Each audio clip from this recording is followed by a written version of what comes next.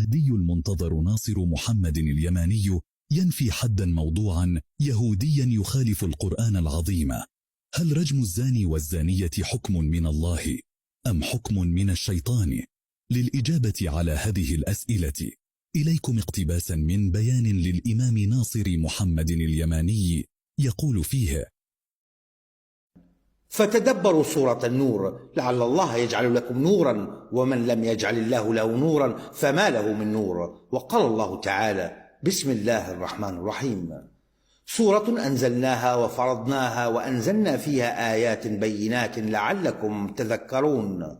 الزانية والزاني فاجلدوا كل واحد منهما 100 جلدة، ولا تأخذكم بهما رأفة في دين الله إن كنتم تؤمنون بالله واليوم الآخر، وليشهد عذابهما طائفة من المؤمنين. صدق الله العظيم.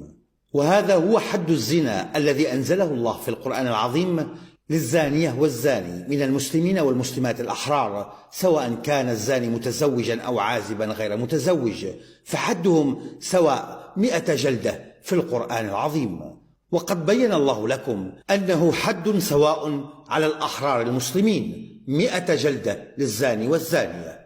وبين الله لكم في نفس سورة النور أنه سواء للحرة المتزوجة وغير المتزوجة، فتابعوا آيات سورة النور. والذين يرمون أزواجهم ولم يكن لهم شهداء إلا أنفسهم فشهادة أحدهم 4 شهادات بالله إنه لمن الصادقين، والخامسة أن لعنة الله عليه إن كان من الكاذبين، ويدرأ عنها العذاب أن تشهد 4 شهادات بالله إنه لمن الكاذبين، والخامسة أن غضب الله عليها إن كان من الصادقين، ولولا فضل الله عليكم ورحمته وأن الله تواب حكيم.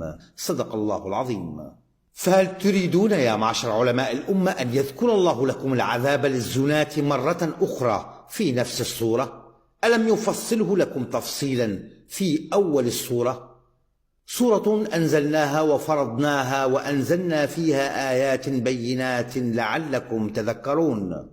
الزانية والزاني فاجلدوا كل واحد منهما 100 جلدة، ولا تأخذكم بهما رأفة في دين الله إن كنتم تؤمنون بالله واليوم الآخر، وليشهد عذابهما طائفة من المؤمنين. صدق الله العظيم. ومن ثم جاء ذكر الذين يرمون أزواجهم ولم يكن لهم شهداء إلا أنفسهم، وذكر الحد مرة أخرى للمتزوجة، وقال الله تعالى: ويدرأ عنها العذاب أن تشهد 4 شهادات بالله إنه لمن الكاذبين، والخامسة أن غضب الله عليها إن كان من الصادقين، ولولا فضل الله عليكم ورحمته وأن الله تواب حكيم. صدق الله العظيم. وما هو العذاب الذي يدرأ عنها؟ إنه عذاب حد الزنا المذكور والمفصل في أول السورة، وليشهد عذابهما طائفة من المؤمنين، وذلك هو العذاب الذي يدرأ عنها فلا يجلدوها لو كنتم تعلمون. أم تريدون القرآن يذكره لكم مرة أخرى في نفس السورة؟ فاكتفى بقوله: ويدرأ عنها العذاب، وهو العذاب المذكور في أول السورة يا معشر علماء الأمة.